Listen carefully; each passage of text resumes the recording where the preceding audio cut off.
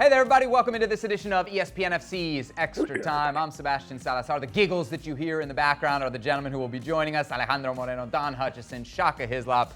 We've got your questions off Twitter. It has been, I have to tell you, a banner day technologically here in the ESPN FC studio, so I'll be reading to you these questions off a cell phone. Marandinho asks, how much longer does Mourinho last at Tottenham? Does he make it to the end of the season? Don, what do you think?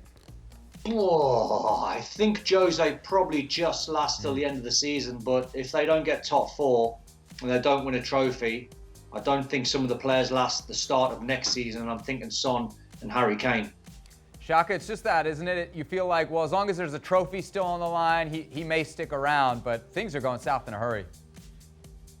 Yeah, they are, and they aren't playing well.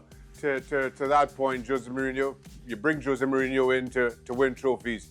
Not for attractive football, and that kind of is in Spurs' DNA, the football, that it's just disappeared all of a sudden.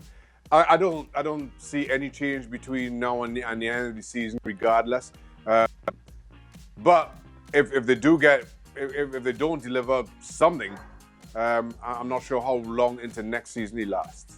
Ale, it feels like a familiar script, doesn't it, with Mourinho? We've seen it at United, we saw it before Real Madrid. When he's unhappy, he doesn't last. Right. Just take you back around Christmas time and all the excitement that there was around Spurs, and oh my goodness, we're winning a few games here. We're going to win the league. We're leading the league. Hey, Jose's got all the answers. And then reality set in, and we find ourselves in a situation that it's almost a story of what might have been and what could have been about this season in the Premier League for Spurs, and they're hanging on to a trophy as a possibility for them to evaluate this as a successful season. I would say that you shouldn't quite hang on to that trophy, whatever that trophy may be, and say, well, this makes it successful. I don't know. I don't see a team that is getting better. I don't see a team that's taking a step forward. I don't see a team that is truly improving with every game that comes by. In fact, I see a team that is taking a step backwards. That reflects poorly on the players, but it certainly reflects poorly on Jose Mourinho. They are currently in 8th. We're in first place in late 2020. They're just 1 point ahead of Aston Villa, who are in 9th with a game in hand. Next question, what percentage do you give Chelsea to make it into the top 4 under Thomas Tuchel? Don? No, don't start with those percentages again. I was one of them that said Tottenham had a 50% chance of winning the league. 50% I give them. I got sucked in, like Ali said. I seen them winning games 1-0. I seen Harry Kane and Son topping the charts for goals and assists, and I seen them being stubborn. I seen them winning games 1-0 and 2-1s, and I thought they've got a bit of backbone about them. They could do something special, and then as Ali said, they just drifted off. So odds on Chelsea getting top 4, I think in and around sort of about 15%, but it's just a wild guess because my man maths are terrible. Yes, it is just a wild guess at the end of the day. Ale, has Antoine Griezmann finally turned a page in his, as our tweeter puts it, abysmal Barcelona career? He's done a lot better over the last month or so, and so has Frankie de Jong, and so have a lot of the players that were around Lionel Messi, and they need Antoine Griezmann to be at his very best because, well, it's a little bit of scoring by committee right now for Barcelona. If I can just for a second address the last question, I want to make sure that when Don is answering questions about Chelsea, he's not answering with his hand in his heart, touching Frank Lampard and thinking, you know, Frank is my boy. I have such a close relationship with Frank.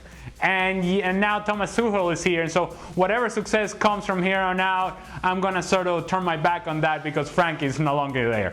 I'm just saying, we got to keep some sort of... Frank will get the praise, Ali. Okay. All right, I'm just making sure you take care of Frank. When Tuchel wins the league next season, Frank put all the plans in place. Hey, man, it's good to have friends in the media. You know, that's part of the deal, too. Shaka. Well, it did. Hey, hold on a second, Seb. It didn't help him this year. Don is not that heavy in the media, apparently, because it didn't help him this year. We need more people watching Extra Time, clearly. Shaka, we've talked about Jesse Lingard a little bit. Is Lingard's success attributed to the Manchester United connection he has with David Moyes? Ferguson had pointed out that Lingard would be a great player. Has it now become a reality, or is it too soon to say? Had a couple goals in his West Ham debut. Yeah, Shaka? Yeah, I think we've always known that Jesse Lingard is a talented player. Clearly, he needed a wonderful team around him to be at his best. And he hasn't had that for a while. Up until now, Sebi. That's what it is. A good team. That's all. That's all. Hey, it's a testament. It's a testament, by the way, to his professional. You know, it's a testament to how fit he's kept himself. When you think of Gareth Bale and him coming over, and you think of Dele Alli and the problems that they've got, well, Jesse Lingard is a testament to how he's kept himself fit, not playing since the start of the season and not performing too many times. He's wafted straight into West Ham and looked unbelievable. Guys, Stop being all serious. Stop being serious, Don. It's a testament to West Ham being a big club. That's all. That's all it is. Yes, Jack, you're right. Hey, There you go. Speaking of West Ham being a big club, Don predicted West Ham would be 5th last season, and they were fighting relegation. Shaka predicted West Ham would be fighting relegation this season, and they are now 5th. Who do they think will be 5th? I did. Next season. Yes, Shaka. According to our viewers who are never wrong. What? I don't remember ever. Oh, Shaka, you can't do that. Then you would just say you don't remember anything you've ever said on the show, and we would just have to take you at your word. Well, that I'll have you know that is very true. No, you've been doing that this whole time. You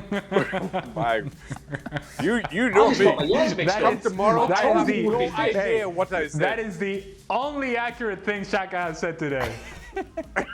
I told you there would be 5th, Sebi. I just got my years mixed up. Right. Of course. You were seeing into the future. We should give you a bonus pay for that. Exactly. Yep. After Ajax accidentally left Haller out of their Europa League squad, right? Record signing, they bring him in, bureaucratic error, they leave him out of the Europa League squad. What was the biggest mistake that one of your club's hierarchy ever made? Ale, you played in MLS, so I feel like you probably got some good stories. Oh, man. Well, I'll go back to having been part of the national team picture of Venezuela for many years, and many of those times I would have to be the translator between the national team coordinator and the representatives from our club team, wherever team that may have been. And there are many stories about that, but one that sticks out is the team here in MLS was trying to get confirmation from Venezuela as to what the dates were going to be and when I needed to be there and when I was going to be back. And they needed that in writing. And they're trying to get that communicated to the national team coordinator. And I'm telling this information to the national team coordinator and saying, okay, this is what they want it now, so on and so forth. And we're on speaker right now, and it's the team president, general manager, and the coach, and me, and then on the other side, the national team coordinator for Venezuela. He starts walking away. He doesn't know he's on speaker. He starts walking away, complaining. And when I say complaining, is using very colorful, eclectic language, creative insults, if you will, about the very people that make decisions on a daily basis about me. And he's talking about the team president and the general manager and the team and this and that and the other. And I'm thinking to myself, my goodness, how do I get out of this situation? How am I supposed to keep these two worlds separate and when I need them to work together? I'm in the middle of it, and in the end, I was able to travel, but it's because nobody really understood what he was saying. That's how colorful the language was. Awkward. Yeah. Awkward sounds for sure. Next question, did an animal ever invade the pitch while you were playing? Don. Did an animal ever invade the pitch? I can't think, Sebi. I don't think so. No? It's a bit of a random one. You'd have remembered something like that. Shaka, you don't remember anything. No, I don't remember playing any game and an animal come on. Ale, maybe I should ask the question I just asked you again. You played in MLS. Surely you saw something.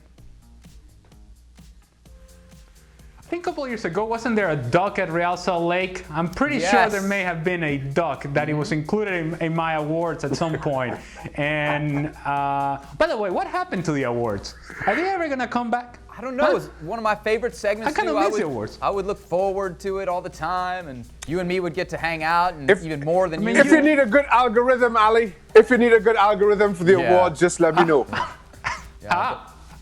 Okay. High tech, Shaq. You know it and you love it. The Ali's award budget went to Shaka's power rankings because it's so popular. Don, in your hatred... That was money well spent. Don, in your hatred of melted cheese, I didn't know this about you. Apparently you hate melted cheese.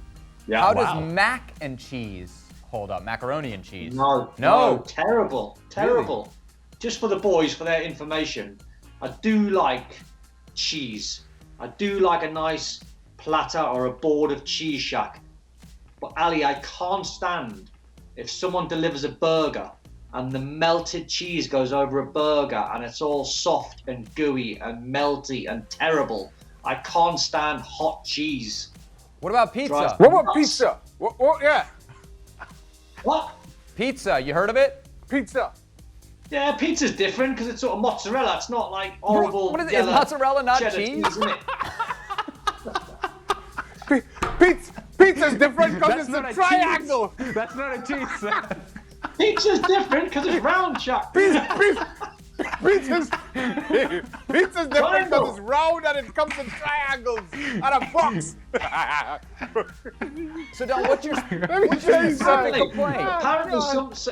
Sebi, someone jumped on this on social media, on Twitter the other day when they seen Dan tweet about it, and a lot of people jumped on it and said, actually, I agree with Don, because when cheese is hot, it changes its substance, the molecules then change, and then it loses its taste. And I was like, yes, I knew I was right. All right, that's it. Can I ask a question? Are we getting a chemistry lesson from a man who can't spell ridiculous? Yeah. Is that what just happened? Yeah. Didn't we get a chemistry lesson from Don Hutchison?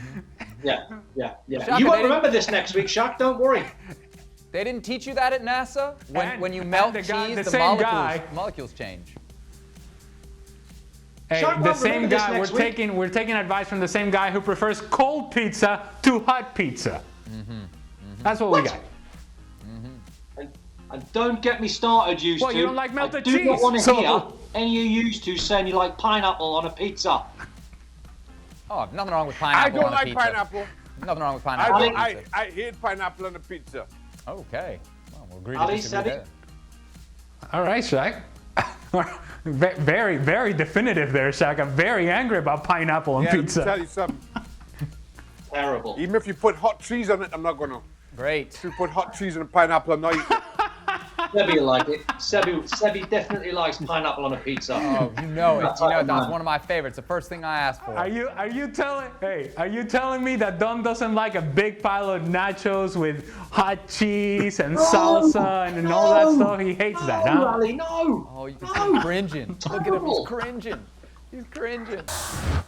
Well, thank you very much for watching ESPN on YouTube. For more sports highlights and analysis, be sure to download the ESPN app. And for live streaming, premium content, and let's not forget as well, ESPN FC 7 days a week. Subscribe to ESPN Plus.